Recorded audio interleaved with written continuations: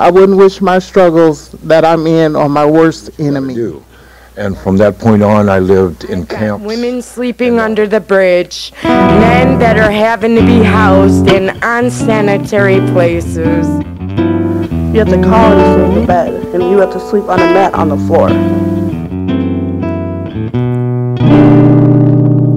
Sometimes I feel like a motherless child. Every night in Minneapolis, hundreds of homeless men, women, and children are forced to seek emergency shelter. And every night, many are turned away into the streets, where city ordinances make it hard to survive.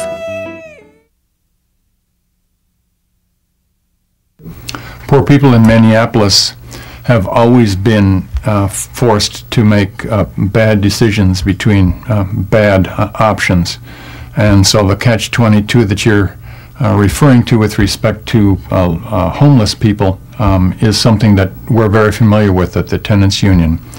It, of course, is a horrible situation to be where you're, on the one hand, forced to be in the streets. At the same time, you are forced to be, therefore, in the field of subject to criminalization. Juan, you've been trying how many weeks to get a spot here in the shelter? I've been trying about 3 weeks already. It's full? And they almost tried me. Try next day. I said, man, I see the same people every day right here. How in the hell they got a place for that? Not for me. So where you been staying? In a bridge. We had went to jail and gotten tickets for sleeping in buildings and being in buildings because it was cold out.